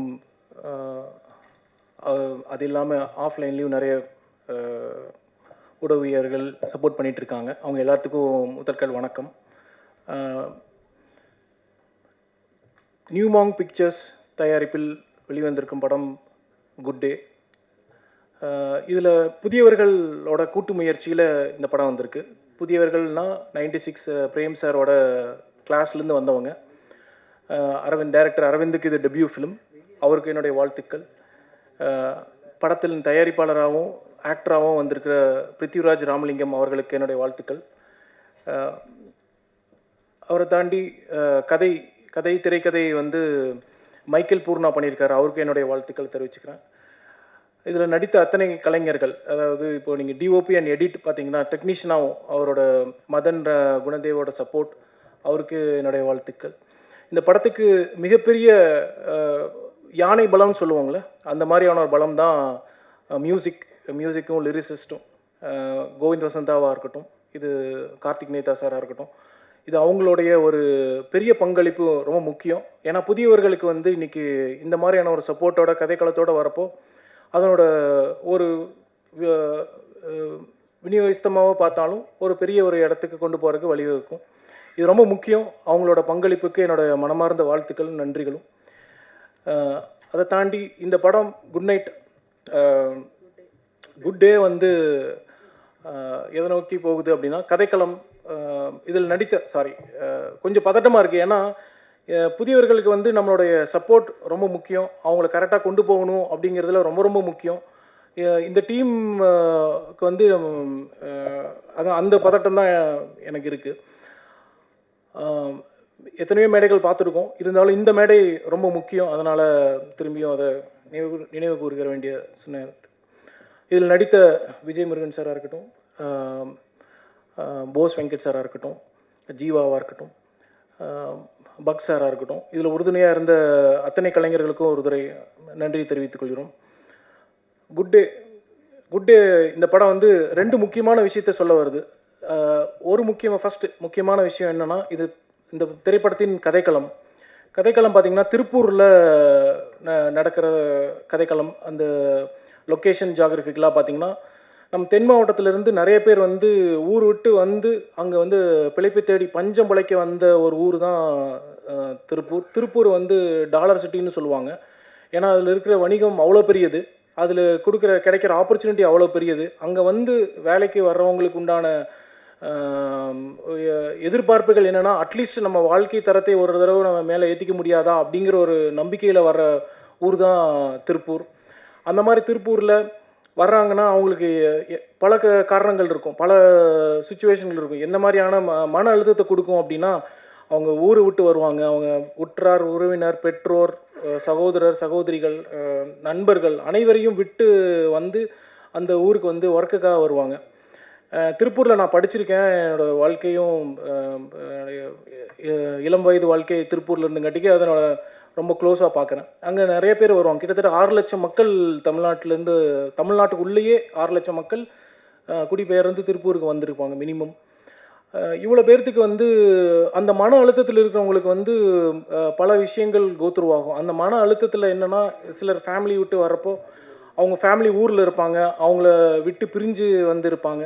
அந்த மாதிரியான மன அழுத்தத்துக்கு வந்து சில தேடுதல் இருக்கும். ஒன் ஆஃப் த தேடுதல் வந்து இந்த ஒரு குடி பழக்கமாக இருக்கலாம். அந்த மாதிரியான ஒரு சித்தரிக்கப்பட்ட கதை தான் இந்த கதை. இது இந்த படத்தில் சொல்ல வந்த முதல் முக்கியமான கருத்து வந்து நீங்கள் ட்ரெய்லர்லேயே கவனிச்சிருப்பீங்க. அவர் வந்து எதை தேடி போகிறாருன்னு பார்த்தீங்கன்னா, எனக்கு வாழ்க்கை வந்து எனக்கு வேணுங்கிற பயணத்தை நான் அடைஞ்சிட்டேன், நான் இதுக்கு மேலே வந்து தற்கொலை முயற்சி பண்ணிக்கலாம் அப்படிங்கிறதுலேருந்து தான் ஸ்டார்ட் ஆகுது. இந்த மன அழுத்தமே முக்கியமான காரணம் இதில் இருக்கிற அந்த சூசைடல் தாட்ஸ் தான். சூசைடல் தாட்ஸுக்கு வந்து மனநல மருத்துவர் திருநாவுக்கரசு அவர்களை ரெஃபரன்ஸாக சொல்கிறேன். அவர் குறிப்பிடும் சில முக்கியமான 3 காரணங்கள் ஏன் இந்த படத்துக்கு இது ரொம்ப ரெலவெண்ட், எவ்வளோ டீப்பாக இந்த கதையை எழுதியிருக்காங்க அப்படிங்கிறதுக்காக அந்த ரெஃபரன்ஸ் நான் கொண்டு வரேன். ஃபஸ்ட்டு இவங்க இதில் ஒரு டைலாக் ஆக்சுவலாக இன்ட்ரெஸ்டிங்காக இருக்கும். அதாவது எனக்கு இந்த உலகம் வந்து தேவையில்லை அப்படிங்கிறது ஒரு விஷயம். எனக்கு இன்னொன்று வந்து இந்த உலகம் என்னை வந்து நிராகரிக்குது அப்படிங்கிறது 2வது காரணம். 3வது காரணம் வந்து ஒருவேளை இந்த உலகத்துட்டு நம்ம போனோம்னா அதுக்கு உண்டான நன்மைகள் இந்த உலகத்துக்கு கிடைக்கும் அப்படிங்கிற 3 முக்கியமான காரணங்கள் தான் தற்கொலை முயற்சிக்கு தூண்டுதல் அப்படின்னு சொல்கிறாங்க. தற்கொலை முயற்சி வந்து it's not accident, it's a very pre plan, pre meditated, properly executed ஆன ஒரு விஷயம். ஸோ இப்படி ஆன ஒரு கதைக்களம் தான் இந்த படம். இதில் இப்படி ஒரு பிளேஸ்மெண்ட் பண்ணியிருக்காங்க. இதில் ஒரு அவருடைய குடிப்பழக்கத்தை வந்து கொண்டு வந்து வச்சுருக்காங்க. அது எப்படி ஒரு காம்பினேஷனாக, இது ஒரு டெட்லி காம்பினேஷன். இதுக்கு கிளியராக ஒரு முடிவு இருக்குது. அதுதான் இந்த படத்தோட ஸ்டார்டிங்கே அங்கேருந்து தான் ஸ்டார்ட் ஆகுது. ஸோ இப்படி ஒரு காம்பினேஷனில் வர படத்துக்கு கண்டிப்பாக ஒரு முடிவு, அது எந்த ஒரு தனி மனிதராக இருந்தாலும் அது கண்டிப்பாக அதுக்கு ஒரு முடிவு இருக்குங்கிறது தான் இதனோட பேசிக்கான அந்த ஸ்டோரி ஸ்ட்ரக்சரிங். அவ்வளோ டெப்த்தாக இந்த வடிவமைச்சிருக்காங்க. மிகப்பெரிய நன்றிகள். இதுக்கு லிரிக்ஸாக இருந்து மட்டும் இல்லாமல் அடிஷ்னல் டயலாக்ஸுக்கு உறுதுணையாக இருந்த கார்த்திக் நேதா சாருக்கு சிறப்பு நன்றிகள் நான் தெரிவிக்கணும்னு நினைக்கிறேன். பூர்ணாக்கு இந்த ஒரு டெப்த் ரைட்டிங்க்கு வந்து நன்றிகள் தெரிவிக்கணும்னு நினைக்கிறேன். ஏன்னா இது வந்து நியூ டெபியூ டீம்லேருந்து வரப்போ இந்த ஒரு இது வந்து குவார்க்கி ஜானரே வந்து ரொம்ப புதுமையானது. இது குவார்க்கி ஜானர் வந்து கொண்டு வந்து சொல்கிறதுக்கு ராஜமுருகன் சார் சொன்ன மாதிரி ஒரு தைரியம் வேணும், இதில் நடிகருக்கு ஒரு தைரியம் வேணும். இதில் நடித்த ஒரு நம்ம பிருத்திவிராஜ் சார் வந்து அவ்வளோ டெப்த்தாக அந்த கேரக்டராகவே வாழ்ந்திருப்பார். நீங்கள் உங்களோட ஸ்க்ரீன் ஹோல்டிங் வந்து ஒன் ஆஃப் த இப்போ ரீசெண்ட் டைம்ஸில் நாங்கள் பார்த்த திரைப்படங்களில் டெபியூ ஆக்டராக இவ்வளோ பர்ஃபார்மன்ஸ் ஓரியன்டாக அவர் கொடுக்க முடிஞ்சதுக்கு மிகப்பெரிய நன்றிகள் அண்ட் வாழ்த்துக்கள். இந்த தமிழ் சினிமா கண்டிப்பாக உங்களை அங்கீகரிக்கும் சார். உங்களோட ஆக்டிங்க்கு டெஃபினட்டாக ஒரு பிளேஸ் இருக்குது. இதுக்கு நாங்கள் மட்டும் இல்லை, பத்திரிகை ஊடக நண்பர்கள் எல்லாருமே கை கொடுத்து உங்களை கூட்டிகிட்டு போடுவோம். உங்களுக்கு first of all warm welcome sir for such a brilliant acting. Vijay சாரோட ஆக்டிங்கும் அதில் பிரில்லியண்ட்டாக இருக்கும். நீங்கள் ஜீவாவோட ஆக்டிங்கும் ஒரு போலீஸ் கேரக்டராக இருந்து பண்ணுவாங்க. பைக் ஓட்டுற மாதிரியான காட்சிகளெல்லாம் நீங்கள் பார்த்துருப்பீங்க. ஸோ இதனோட 2வது காரணம் நான் சொல்லணும்னு நினச்சேன். இந்த படத்தை குட் டேவோட 2வது காரணம் என்னென்னா, இப்போ நம்ம ஃப்ரெண்ட்ஸில் வந்து ஒரு 10 நண்பர்கள் இருக்காங்கன்னா கண்டிப்பாக ஒரு நண்பர் இந்த மாதிரி இருப்பாங்க. பிருத்திவிராஜ் மாதிரியான இந்த கேரக்டரில் இருக்கிற நண்பர்கள் கண்டிப்பாக நம்ம கூட இருப்பாங்க. ஸோ இதுவே ஒரு பெரிய ரிலேட்டபிலிட்டி நம்மளுக்கு. கண்டிப்பாக நமக்கு கூட்டத்தில் ஒருத்தர் இருந்தார் அப்படின்னு சொல்லி போட்டு அவங்களுக்கு நடந்த நல்ல விஷயமா இருக்கட்டும், கெட்ட விஷயமா இருக்கட்டும், அவங்க தேடி போன வழிகளாக இருக்கட்டும், அது சரி தவறுங்கிறத தாண்டி நம்மளால் ரிலேட் பண்ணிக்க முடியும். கண்டிப்பாக இந்த கரண்ட் ஜென்ரேஷன் எல்லாத்தாலையும் ரிலேட் பண்ணிக்க முடியும். ஜென்ரேஷன் தாண்டின ஒரு கதையாக தான் இந்த படம் இருக்குது. இந்த 2 முக்கியமான காரணத்தினால தான் இந்த படத்தை நாங்கள் தேர்வு செஞ்சோம். கண்டிப்பாக இந்த படத்துக்கு உண்டான சப்போர்ட் எப்பவுமே இருக்குது. உங்களோட சப்போர்ட் எங்களுக்கு இருக்குது. முக்கியமான அந்த நம்பிக்கையில் வருகின்ற ஜூன் 27ஆம் தேதி திரைக்கு வருது. உங்களுடைய அன்பும் ஆதரவும் இந்த படத்துக்கு தேவை. இவர்கள் அனைவரும் புதியவர்கள். உங்களுடைய அன்பும் ஆதரவும் கண்டிப்பாக தேவை என்று தாழ்மையுடன் கேட்டுக்கொள்கிறேன். நன்றி, வணக்கம். முதல் மேடை கொஞ்சம் லைட்டாக ஷூரிங் தான் இருக்குது. 3 வருஷம் பண்ணோம் இந்த படம். 3 வருஷம் கஷ்டப்பட்டு, எல்லோரும் வழக்கமாக சொல்கிறது தான், இருந்தாலும் 3 வருஷம் ரொம்ப பாடுபட்டோம். ரொம்ப சிம்பிளாக தான் ஆரம்பித்தோம். ரொம்ப பெரிய படம் இல்லை, ரொம்ப சின்ன படம், ரொம்ப அழகான படம். எங்களால் என்ன முயற்சி எடுத்திருக்கோமோ நாங்கள் போட்டிருக்கோம். ஒரு 3 நண்பர்கள் சேர்ந்து கதை இதுதான் எதுவும் ஃபிக்ஸ் பண்ணல. நம்ம லிரிக் ரைட்டர் கார்த்திக் நேதா அவருடைய அண்ணனோட கதையை ஒரு நாள் கேட்ட இயக்குனரும் தயாரிப்பாளரும் ஒரு லைன் ஒன்று சொன்னாங்க. அதை வச்சு டெவலப் பண்ணலாம், ஒரு நைட்டில் ட்ராவல் பண்ணலாம் அப்படின்ட்டு ரொம்ப எங்களுக்கு மனசுக்கு நெருக்கமாக வந்திருக்கு. கண்டிப்பாக உங்களுக்கும் நெருக்கமாக இருக்கும். இது வந்து உங்களை என்டர்டெயினும் பண்ணும், உங்களை வந்து என்கேஜும் பண்ணும். ஒரு நைட் லைஃப் தான். நைட் லைஃப் நிறைய படம் பார்த்துருப்பீங்க. மெயினாக ஒன்று நாங்கள் ஒரு சின்ன முயற்சி பண்ணியிருக்கிறது அப்படின்னா, இன்டர்கட் இல்லாமல் நாங்கள் போயிருக்கோம். ஃபஸ்ட்டு படத்தோட முதல் ஒரு 2 நிமிஷம் மட்டும்தான் இன்டர்கட் இருக்கும், ஒரு ஆடியன்ஸ்க்கு ஒரு சின்ன ஒரு மூட் செட் பண்ணும் அப்படிங்கிறதுக்காக. அதுக்கப்புறம் அவங்க அதில் இன்டர்கட் எதுவும் இல்லை. இன்டர்கட் இல்லாமல் அந்த கேரக்டரை ஃபாலோ பண்ணுற மாதிரியான ஒரு திரைக்கதை தான் இருக்கும். இதில் மேக்ஸிமம் பார்க்கும்போது இந்த கேமரா வந்து ஒரு கேரக்டரையே ஃபாலோ பண்ணுறக்கும் பார்க்குற பார்வையாளர்களுக்கு இது வந்து ஒரு நைட் லைஃப் ஒருத்தனுடைய அப்படியே வாழ்க்கையை அவனுடைய தொடர்ந்து போகிற மாதிரியான ஒரு உணர்வு பார்வையாளர்கள் கிடைக்கும்னு நம்புகிறோம். சமூக பிரச்சனை இருக்குது, அட்ராசிட்டி இருக்குது, அழுகை இருக்குது, அப்பாவோட பாசம் இருக்குது, அன்பு இருக்குது. இந்த மாதிரியான கேரக்டர் நீங்கள் உங்கள் லைஃப்பில் ஒவ்வொருத்தரையும் நீங்கள் பார்த்துருப்பீங்க. இது வந்து வெறும் குடி மட்டும் கிடையாது. தயவு செஞ்சு அது மட்டும் அழுத்தி சொல்லணும்னு ஆசைப்பட்றேன் ஒரு எழுத்தாளராக. கண்டிப்பாக குடி மட்டும் கிடையாது. அந்த குடியால் பல மனநிலைகள் பல வாரியாக பல அடுக்குகளாக மாறும். அந்த மாதிரியான ஒரு பல அடுக்குகள் கொண்ட ஒரு கதாபாத்திரம் தான் இந்த கதையில் இருக்கிற சாந்தகுமார். எழுத்துக்கு வாய்ப்பளித்த என்னுடைய ப்ரொடியூசர், என்னோடய டைரக்டர், கிட்டத்தட்ட நானும் டைரக்டரும் காலேஜ் மேட்ஸ் தான். ஒரு என்எஸ்எஸ் கேம்பில் 2 பேரும் ஒரு ட்ரௌசரை மட்டும் மாட்டிக்கிட்டு கால் மேலே கால் போட்டு அப்படியே வெறும் தரையில் படுத்துட்டு, நீயும் நானும் ஒரு நாள் இதே மேடையில் பார்த்துப்பண்டா அப்படின்னு சொல்லிட்டு பேசிட்டு, ஸோ அதனால் எனக்கு எல்லாம் பிளாங்க் ஆகிடுச்சு. அதுதான் நிறைவேறின மாதிரி இருக்குது. அவர் தான் வந்து எனக்கு ப்ரொடியூசரை இன்ட்ரோ கொடுத்தாரு. எழுதுறா அவனால் முடியும் அப்படின்னு சப்போர்ட் பண்ணார். இவர்கிட்ட இயக்குனர் என் நண்பனாக இருந்தாலும் நிறையா அவர்கிட்ட இருந்தும் கற்றுக்கிட்டேன். உண்மை தான். எழுத்து பிழை கூட நான் கார்த்திக் நேத்து அண்ணன்கிட்ட கற்றுக்கிட்டேன். எப்படி எழுதணுங்கிறது இவங்ககிட்ட தான் கொஞ்சம் கொஞ்சம் கற்றுக்கிட்டேன். சாரி, இயக்குனர் இருந்தாலும் என் ஃப்ரெண்டு மனசில் வச்சுக்காத. ஸோ எல்லாருமே பாருங்கள். ஒரு நல்ல ஒரு ட்ராவல் கிடைக்கும் உங்களுக்கு. வழக்கமாக இல்லாமல் ஒரு புதுசாக ட்ரை பண்ணுறோம் அப்படின்ட்டு எங்களுடைய ஃபுல்லாக எங்களுடைய உழைப்பை கொட்டியிருக்கோம். நீங்கள் தான் ரிசல்ட் சொன்னோம். வர ஜூன் 27 ரிலீஸ். கண்டிப்பாக எல்லோரும் தேட்டரில் போய் பாருங்கள், சப்போர்ட் பண்ணுங்கள். நல்ல படங்களுக்கு, சின்ன படங்களுக்கு நீங்கள் தான் சப்போர்ட் பண்ணணும். நன்றி, வணக்கம். நன்றிங்கக்கா.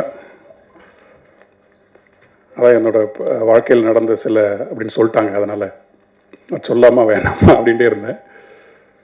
ஆமாம், அது கடந்த கால வாழ்க்கை எல்லாருக்குமே தெரியும், குடிகார வாழ்க்கை தான். அதனால் அதற்கு முன்னாடி நான் சில பேருக்கு இங்கே நன்றி சொல்லணும் அப்படின்னு நினைக்கிறேன். எல்லோருக்கும் வணக்கம். முதல்ல பாலாஜி தரணிதரன் அண்ணா இங்கே வந்ததுக்கு அவருக்கு ரொம்ப நன்றி. என்னோடய சினிமா பயணத்தை ரொம்ப ஆக்கப்பூர்வமாக தொடங்கி வச்சவர் அவர் தான். அவரோட ஒரு பக்க கதை எழுதும் போதெல்லாம் என்னை ரூமுக்குள்ளே போட்டு பூட்டிடுவார், வெளியே போனால் குடிச்சிருவேன் அப்படின்ட்டு. அப்படி தான், அப்படி பேரன்போடு எல்லாம் கட்டி கட்டி தூக்கிட்டு வந்த ஒரு ஆள் தான் நான் இங்கே. பிறகு நிறைய எல்லாருக்குமே எனக்கு தெரிஞ்சு வந்திருந்த அத்தனை பேருக்குமே, ராஜமுருகன் அண்ணாவுக்கு முக்கியமாக, ராஜமுருகன் அண்ணாவும் என்னுடைய சில பல ஆட்டங்கள்லாம் பார்த்தவர் தான். அதனால் இந்த படத்தை நீங்கள் பார்க்கும்போது அந்த ஆட்டம் ஏன் நடந்தது அப்படின்னு புரியும். கோவிந்த் வசந்தாக்கு இந்த நேரத்தில் நன்றி. கோவிந்தால் இங்கே வர முடியல, ஆக சிறந்த பாடல்கள் கொடுத்துருக்காப்புல. அதுவும் மின்மினிய ராசாத்தியும் அம்புலி ஆராரவும் வந்து உறுதியாக எல்லோரையும் தாளாட்டிகிட்டு இருக்கு. பிறகு எல்லோருக்குமே இந்த நேரத்தில் என்னுடைய நன்றி. இயக்குனர் பற்றியும் தயாரிப்பாளரை பற்றியும் நான் கடைசியாக பேசுகிறேன். அதுக்கு முன்னாடி நம்ம ரைட்டர் சொன்ன மாதிரி இந்த திரைப்படம் வெறும் குடியை மட்டும் பேசுவதில்லை அப்படின்னு சொன்னார் இல்லையா? ஆமாம், அதுதான் உண்மை.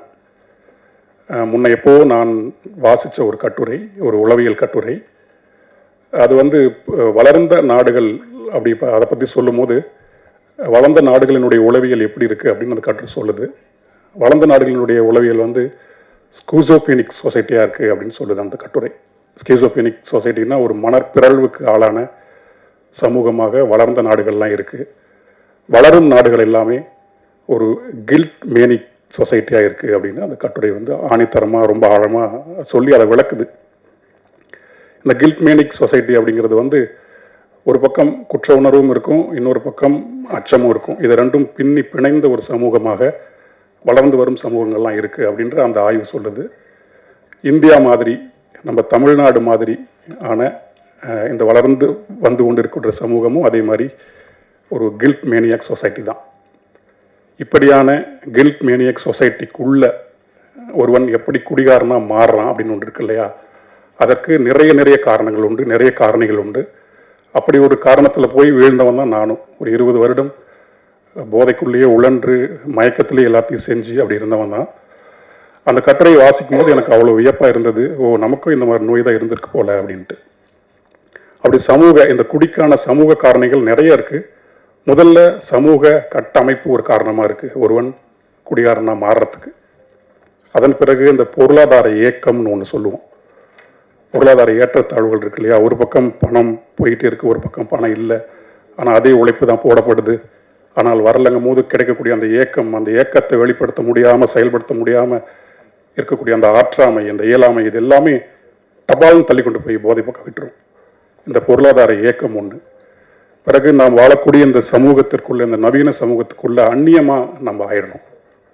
ஏதாவது ஒரு வகையில் ஒரு எலிமினேஷன் பண்ணப்படுறோம். அது ஒரு பெரிய காரணமாக இருக்குது ஒருவன் போதைக்குள்ள ரொம்ப சுலபமாக போகிறதுக்கு. அதன் பிறகு அந்த தந்தையின் அந்த மேலாதிக்கம் ஒன்று இருக்கு இல்லையா, சின்ன குழந்தையிலிருந்து ஒரு தாயினுடைய மேலாதிக்கம் ஒரு குழந்தையை வளர்ந்த பிறகு ரொம்ப ஈஸியாக கொண்டு போய் குடிக்குள்ள விட்டுரும். அதே மாதிரி தான் தாயினுடைய மேலாதிக்கமும் ரொம்ப டாமினேட் பண்ணிக்கிட்டே இருக்கும் போது இல்லையா, அந்த குழந்தை சின்ன வயசில் தெரியாமல் இருந்தாலும் ஒரு கட்டத்துக்கு மேலே போதைக்குள்ளே போய் ரொம்ப ஈஸியாக விழுந்துருது. அப்படி வீழ்த்தப்பட்டவன் தான் நானும் ஒருத்தன். இப்படி நிறைய காரணங்கள் இருக்குது. அகக்காரணங்களாக நிறைய இருக்குது. இப்போ நான் சொன்னதெல்லாம் புறக்காரணங்களாக இருக்குது. புறக்காரணங்கள் இன்னும் நிறையா இருக்குது. நம்முடைய அந்த மத மேலாதிக்கம், சாதிய படிநிலைகள், இந்த ஒடுக்கப்படுதல், புறக்கணிக்கப்படுதல், இப்படி ஊறுப்பட்ட காரணம் இருக்குது ஒருத்தர் குடிகாரன் ஆகிறதுக்கு. சும்மா இதை குடிச்சிட்டான் அப்படி இல்லை. குடிங்கிறது தப்பாக இருந்தாலுமே அதற்கு பின்னால் இவ்வளோ பேருடைய பங்கு இருக்குது ஒரு தனி மனிதன் குடிகாரன் ஆகிறதுக்கு. அகக்காரணங்களாக நிறைய இருக்குது. தனிமை உணர்வுங்கிறது ஒன்று. உலகம் முழுக்க இன்னைக்கு இருக்கக்கூடிய இந்த கான்டெம்பரரி வேர்ல்டில் நம்ம சொல்லக்கூடிய இந்த போஸ்ட் மாடர்ன் யுகத்தில் சலிப்புணர்வு, போர்டம் நம்ம சொல்கிறோம் இல்லையா, அது இன்னைக்கு பெருகிட்டு இருக்கு.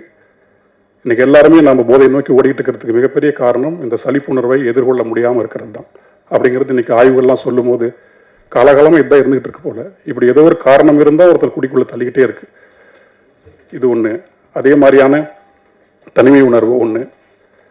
அப்புறம் வேக்கம் உணர்வுன்னு ஒன்று இருக்குது. அந்த வெறுமை உணர்வு அது காலகாலமாக இருக்குது. இந்த காலத்தில் ரொம்ப அதிகமாக இருக்குது.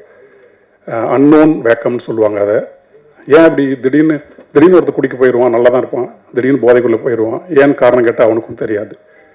அச்சம் ஒரு காரணம். இப்படி என்னென்னமோ இருக்குது. குற்ற உணர்வு ஒரு பெரிய காரணம். அதே மாதிரி காமத்திற்கு சரியான வடிகால் கிடைக்க முடியாமல் பித்து பிடிச்சு போய் அது தப்புன்னு உணர்ந்து அந்த படபடப்போடையே ஒருத்தர் குடிக்குள்ளே போனவளாக இருக்கான். இப்படி குடிக்கான காரணங்கள் நிறைய இருக்குது. அப்படி இந்த மாதிரியான ஊறுபட்ட குடிகாரன் ஆவதற்கான காரணங்கள் இருக்கு இல்லையா, இந்த குட் டே திரைப்படத்தில் வரக்கூடிய இந்த சாந்தகுமாருக்கு சில காரணங்கள் இருக்குது. அவன் ஏன் குடிக்கிறான் அப்படிங்கிறதுக்கு ஆணித்தரமான உளவியல் காரணங்கள் எனக்கு தெரிஞ்சு ஒரு 3 இருக்குது. எனக்கு தெரிஞ்சு நம்ம எல்லாத்துக்குமே அது உணர முடியும். இந்த முதலாளித்துவம் ஏற்படுத்தக்கூடிய தனிமை உணர்வு, அந்நியமயமாக்கல் ரொம்ப ஆழமாக இந்த படத்தில் வெளிப்பட்டிருக்கு. இன்னொன்று, இந்த நவீன சமூகம் ஏற்படுத்தக்கூடிய இருத்தலியல் சிக்கல் இருக்கு இல்லையா, அதன் விளைவாக ஒருத்தனுக்குள் இருக்கக்கூடிய இயலாமை, ஆற்றாமை, அதை இந்த படம் ரொம்ப தெளிவாக உணர்வுபூர்வமாக ஆகச்சிறந்த கதை வழியாக ரொம்ப இயல்பாக கடத்தி கொண்டு போயிட்டே இருக்குது. நான் படத்தை பார்த்துட்டு எனக்கு ரொம்ப வியப்பாக தான் இருந்தது. வெறும் ஒரு குடிகாரன் ஒரு இரவு குடிக்க ஆரம்பிச்சான், பகலில் மாறினான் அப்படிங்கிறது மாதிரி இல்லாமல் அதுக்கு அந்த பின்னப்பட்ட திரைக்கதை இருக்கு இல்லையா, ரொம்ப அழகாக இயக்குனர் அரவிந்த் அவர்களுக்கும் கதாசிரியர் மைக்கேலுக்கும் என்னுடைய மிகப்பெரிய நன்றி. அதுக்கு வெறுமனே ஒரு கொண்டாட்டமான ஒரு படமாக இல்லாமல் இந்த குடியை நியாயப்படுத்தவும் செய்யாமல் அது தப்பு அப்படிங்கிறது ரொம்ப ஆணித்தரமாக சொல்லி, ஆனால் அவன் குடிக்க போனதுக்கான காரணம் அவன் மட்டும் கிடையாது, பல பேர் இருக்காங்க அப்படிங்கிறது இந்த படத்தில் சொல்லி, ஒருத்தன் குடிக்கிறதுக்கு ஊறுப்பட்ட காரணம் இருக்கலாம், அவன் குடிக்க வேணாங்கிறதுக்கு அதே மாதிரி ஒரே ஒரு காரணம் அவனுக்கு நம்ம ஏற்படுத்தி கொடுக்கணும் அப்படிங்கிற ஒரு திரைப்படம் தான் இந்த திரைப்படம். எனக்கு அப்படி நிறைய பேர் ஏற்படுத்தி கொடுத்து தான் ஒரு 20-25 வருஷ குடி போதையிலிருந்து நான் வெளியே வர முடிஞ்சது. இந்த திரைப்படம் அப்படி குடிக்கிற என்னுடைய தமிழ் மக்கள் என்னுடைய அண்ணன்கள், என்னுடைய தம்பிகள், என்னுடைய அக்காமார்கள், என்னுடைய தங்கச்சிமார்கள், இவங்க அத்தனை பேருக்குமே இந்த படம் கை கொடுத்து வா, எதுக்குமே தீர்வு, குடி இல்லை, நம்ம முன்னோக்கி போவோம் அப்படின்னு ரொம்ப அரவணைப்பாக மயிலழகா தடவி கொடுக்கக்கூடிய ஒரு திரைப்படமாக உறுதியாக இருக்கும். இந்த படத்தை நீங்கள் அத்தனை பேருமே பார்க்கணும். அரவிந்தோட உழைப்பு சாதாரண உழைப்பு கிடையாது. இந்த படத்தில் வெறுமனே ஒரு படம் அப்படிங்கிற மாதிரி இல்லாமல் லைட்டாக ஜஸ்ட் லைக் தட் ஆரம்பித்தது தான். பிருத்திவிக்கும் அரவிந்த் உட்காந்து ஒரு நாள் இரவு பேசிக்கிட்டு இருக்கும்போது இப்படி ஒன்று பண்ணலாமா அப்படின்னு அவங்களுக்குள்ள ஒரு விதை வந்து அவங்க 2 பேரும் எனக்கு அழைச்சி, நாம் தான் ஒரு சிலபஸ் மாதிரி இருந்தோம். குடி அப்படின்னா கார்த்திகத்தை கூப்பிட்டுடலாமே அப்படின்ற மாதிரி அவ்வளோ கேவலமாக தான் ஒரு வாழ்க்கை வாழ்ந்துக்கிட்டு இருந்தோம். ஆமாம், அப்புறம் நாங்களும் போய் உட்காந்து பேச ஒரு 2 மணி நேரம் 3 மணி நேரம் பேசுனதெல்லாம் ஒரு ரெக்கார்டரில் பண்ணி, அதன் பிறகு சில ஒரு திரைக்கதைக்கு தேவையானதெல்லாம் சில இருக்கு இல்லையா, மக்கள்கிட்ட காமிக்கும் போது வெறுமனே அந்த ராவா அதை கொடுக்க முடியாது. அவங்களும் சீன்ஸ்லாம் நிறைய ஆட் பண்ணி இது ஒரு கதை கோர்வையாக கொண்டு வந்து இங்கே பாட்டு வைக்கலாம் அங்கே பாட்டு வைக்கலாம் அப்படின்ட்டு அந்த முக்கியமாக அந்த மின்மினிய ராசாத்தி பாட்டும் அம்புலி ஆர்ஆர்ஓ பாட்டும் வந்து கரெக்டான இடத்துல படத்துக்குள்ளே இருக்கும். உறுதியாக நமக்கு சின்ன நிகழ்வு ஒன்று ஏற்படும் மனசுக்குள்ளே. ஆமாம், அது நான் உறுதியாக சொல்கிறேன். ஒரு சினிமா ரசிகனா, பாடலை எப்போதும் ரசித்து கொண்டே இருக்க ஒரு கவிஞனா அந்த 2 பாட்டும் நிச்சயமாக எல்லாத்தையும் தாளாட்டும் அப்படின்னு நான் நம்புகிறேன். இந்த படத்தில் வேலை செஞ்ச அத்தனை பேருக்குமே என்னுடைய மனப்பூர்வமான நன்றி. ஏன்னா அந்த நண்பர் சொன்ன மாதிரி ஒரு 3 வருடம் படம் நிற்கும் நடக்கும் அப்படி தான் இருந்தது. அதெல்லாம் மீறி இந்த படம் பார்க்கும்போது மனசுக்கு ரொம்ப நிறைவாக இருக்குது. இந்த மாதிரியான நிறைய படங்கள் பண்ணணும் அப்படின்னு எங்களுக்கு தோணுது. இன்னும் பெரிய கதை இது ஒரு நாள் இரவு நடக்கிறதுனால அந்த இரவுக்குள்ளே என்னென்ன அமைக்க முடியுமோ அது மட்டும்தான் இருக்குது. இந்த படம் வெற்றி அடைந்து பொருளாதார ரீதியாக தயாரிப்பாளர் நல்ல என்ன வளம் அடைஞ்சாருன்னா இன்னும் 2 பார்ட் இருக்குது இதோடது. அவன் ஏன் குடிகாரன் ஆனா அப்படிங்கிறது ஒன்று இருக்குது. குடியை விடுவதற்காக அவன் எடுத்த முயற்சிகள்லாம் என்ன அப்படிங்கிறது ஒரு பார்ட்டாக வரணும்னு விருப்பப்படுறோம். அது இதோட வெற்றி தான் தீர்மானிக்கும். அதனால் அத்தனை பேருக்குமே ரொம்ப நன்றி. இந்த நேரத்தில் அந்த ட்ரைலர் கட்ஸ் பண்ணியிருந்தாங்க, சூப்பராக பண்ணியிருந்தாங்க, ரொம்ப அழகாக. அந்த லியோன் அண்ட் டார்வின் அவங்க 2 பேருக்குமே மியூசிக் போட்டிருந்தாங்க. அவங்க ட்ரைலருக்கு டீசருக்கெல்லாம் ரொம்ப புது சவுண்டாக இருந்தது. லியோன் அண்ட் டார்வினுக்கும் என்னுடைய மனப்பூர்வமான வாழ்த்துக்கள், நன்றி. ராஜமுருகன்னா இந்த மேடையில் வந்து எங்களுக்காக இருந்து இதை நிறைய முன்னெடுத்து கொடுத்தவர் அவர் தான். இது இப்படிலாம் போகலாம் அப்படிலாம் போகலான்னு ஒரு வழிகாட்டியாக இருந்து முன்னெடுத்து கொடுத்தவர். எனக்கு இந்த நேரத்தில் தம்பியாக மனப்பூர்வமான நன்றி. இப்போதைக்கு இதுதான் போகுதுன்னு நினைக்கிறேன். பதட்டம், விருப்பமின்மை, பயம், பயிற்சியின்மை, கவனச்சிதறல், திருமணத்திலுடைய இன்னொரு வாழ்க்கை எல்லாம் சேர்த்து உற்சாகம் பெருகும் உருகி மருகும் கதை சொன்ன நடுவுல கொஞ்சம் பக்கத்தை காணும் இயக்குனர் பாலாஜி தரணிதரன் அவர்களை பேச அழைக்கிறோம்.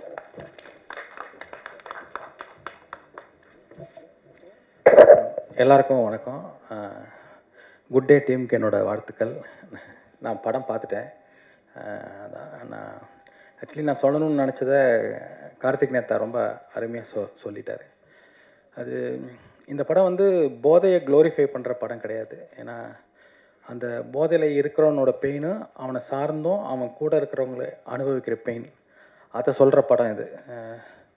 எனக்கு வந்து இந்த இட்ஸ் அ ஒண்டர்ஃபுல் லைஃப்னு ஒரு படம் இருக்குது, ஃப்ராங்க் காப்ராவோட படம். ஒரு நாளில் நடக்கிற கதை. ஒருத்தன் வாழ்க்கையோட ரொம்ப அதோட கீழே வரைக்கும் பார்த்துட்டான். அதுக்கப்புறம் அவனுக்கு வாழறதுக்கான தேவையே இல்லை. அவன் என்னெல்லாம் பண்ணுவான், அப்படி ஒரு சூழல். அந்த மாதிரி ஒரு மூடில் இந்த படம் இருந்தது. ரொம்ப சூப்பராக இருந்தது படம். எனக்கு பார்த்துட்டு ரொம்ப பிடிச்சிது. மற்றபடி இந்த படத்தில் நான் எதுவும் சம்மந்தப்படலை. ஆனால் படம் பார்த்துட்டு ரொம்ப பிடிச்சிட்டு எதானா சொல்லுங்கள் பிருத்திவி, நான் வரேன் அப்படி சொல்லியிருந்தேன். ரொம்ப அருமையான படம். ரொம்ப நல்லா பண்ணியிருந்தாங்க அந்த டீம். பர்ஃபார்மன்ஸ், டைரக்ஷன், ஸ்கிரிப்ட் எல்லாமே ரொம்ப நல்லா இருக்குது. குறிப்பாக மியூசிக், கார்த்திக் நேத்தா லிரிக்ஸு. எனக்கு கார்த்திக் நேத்தா சொன்ன மாதிரி இந்த மின்மினிய ராசாத்தி சாங் பார்த்துட்டு இருக்கும் போதே கொஞ்சம் நெகிழ்வாக தான் இருந்தது. அருமையான படம். எப்பயும் நல்ல படங்கள் ஓடுன்ற நம்பிக்கை எனக்கு இருக்குது. இந்த படமும் கண்டிப்பாக ஓடும். தேங்க்ஸ். எல்லாருக்கும் வணக்கம். ஒரு நாள் வந்து கேஜி அசோக்னு ஒரு அண்ணா ஒருத்தர் இருக்கார். அவர் எனக்கு ஃபோன் பண்ணி இந்த மாதிரி ஒரு படம் இருக்குது குட்டேன்னு, சில பேர் புதுசாக சில பேர் சேர்ந்து எடுத்துருக்கிற படம், அதை கொஞ்சம் பாரு, அதுக்கு ஏதாவது சப்போர்ட் பண்ணு அப்படின்னாரு. பொதுவாக இந்த மாதிரியான விஷயங்கள் வரும்போது நம்ம சப்போர்ட் பண்ணுறது பண்ணல அப்படிங்கிறதெல்லாம் தாண்டி அந்த கண்டென்ட் தான் ரொம்ப முக்கியம். அந்த மாதிரி நிறைய படத்துக்கு நம்ம போகிறோம், சம்பிரதாயத்துக்கு சப்போர்ட் பண்ணுறதுக்காக 2 வார்த்தைகள் பேசுவோம். சில படங்கள் வந்து கண்டிப்பாக நம்ம பேசியே ஆகணும் அப்படிங்கிற விஷயத்தை வந்து நமக்கு உருவாக்கும். இந்த படம் வந்து அப்படி 2வது வகை. அந்த படத்தை பார்த்த உடனே இதுக்கு சப்போர்ட் பண்ணுறது நம்முடைய தார்மீக கடமை அப்படின்னு என்னை உணர வைத்த ஒரு படம் குட் டே. ஜி நாகராஜனுடைய ஒரு சிறுகதையை படித்த மாதிரி, வைக்கம் பஷீருடைய அந்த உலகத்துக்குள்ளே போயிட்டு வந்த மாதிரி ஒரு உணர்வை வந்து இந்த படம் கொடுத்துச்சு. கார்த்திக் நேத்தா சொன்னது மாதிரி இந்த படம் வந்து பாலாஜி சொன்ன மாதிரி குடியை குளோரிஃபை பண்ணுற படம் இல்லை. அந்த குடிக்கான காரணத்தை ஒரு சமூகம் எப்படி உருவாக்குது அப்படிங்கிறத பற்றி பேசுகிற படம். கார்த்திக் நேத்தா அளவுக்கு இல்லைனாலும் அதில் ஒரு கால்வாசி அட்ராசிட்டிகளை நானும் பண்ண ஆள் தான். அந்த காலகட்டங்கள் நான் இப்போது குடியை விட்டு 10 வருடங்களுக்கு மேலே ஆயிடுச்சு. குடித்து கொண்டிருந்த காலகட்டத்தில் இன்றைக்கி நான் யோசித்து பார்த்தா ரொம்ப ஆச்சரியமாக இருந்துக்கு. விஜய் மல்லையாவுடைய ஒரு 4 மணி நேர போட்காஸ்ட்டை பார்த்துட்டு நான் குடிக்காமல் இருக்கேன் இன்றைக்கி. அப்போ எவ்வளோ பெரிய மன உறுதி வந்து நான் அடைஞ்சிருக்கேன் அப்படிங்கிறத நினைக்கும்போது எனக்கு ரொம்ப ஆச்சரியமாக இருக்குது. ஏன்னா ஒரு நாள் வந்து நம்முடைய வேலைகளை தவிர்த்துட்டு, நம்முடைய செயல்களை தவிர்த்துட்டு, நம்ம யூடியூப்லையும் ஊடகங்களையும் பயணம் பண்ணிவிட்டு அன்றைக்கு சாயங்காலம் குடிக்காமல் தூங்க முடியுமான்னு தெரியல. அப்படியான ஒரு சமூகத்தில் தான் நாம் வாழ்ந்துக்கிட்டு இருக்கோம். ஆனால் அதை தாண்டி ஏன் நான் இதை சொல்கிறேன்னா, நான் கடைசியாக குடித்த நாள் வந்து 2009 பிரபாகரன் இறந்ததாக தொடர்ந்து அந்த செய்தி வந்து கொண்டிருந்த அந்த நாள் தான் நான் கடைசியாக குடித்த நாள். அதுதான் என் வாழ்க்கையில் நான் அதிகமாக குடித்த நாள். அந்த இரவு வந்து அந்த பகலில் ஆரம்பித்து தொடர்ந்து தொலைக்காட்சிகள் அந்த செய்தி வந்துக்கிட்டே இருக்குது. ஒரு 30 வருடங்களுக்கு மேலான ஒரு மாபெரும் கனவு, ஒரு மாபெரும் போராட்டம் நம் கண்முன்னே வீழக்கூடிய, அதை பார்க்கக்கூடிய சக்தி வந்து உங்களைப் போலவே எனக்கும் இல்லை. அந்த நாள் வந்து அருள்வேலனும் நானும் சேர்ந்து மத்தியானத்துலேருந்து குடிச்சிக்கிட்டே இருக்கோம். அருள்வேலன் வந்து குடிச்சிட்டு தமிழகத்தின் அரசியலில், பத்திரிகைகளில், உயர் பொறுப்புகளில் இருக்கிறவங்களுக்கெல்லாம் ஃபோன் போட்டுக்கிட்டே இருக்கான் குடிச்சிட்டு. ஏதாவது வந்து இது உண்மையா, வேறு ஏதாவது நடக்குதா, ஏதாவது நடந்துருமா அப்படிங்கிறதை தெரிந்து கொள்ளக்கூடிய சூழலில் அன்றைக்கு முழுவதும் அன்னைக்கு நாங்கள் குடிச்சிட்டு யார் யாரை சந்தித்தோங்கிறது ஞாபகமே இல்லை. சீமான் அண்ணனை சந்தித்தோம். அப்படி வந்து நிறைய பேரை சந்தித்தோம் அந்த இரவில்.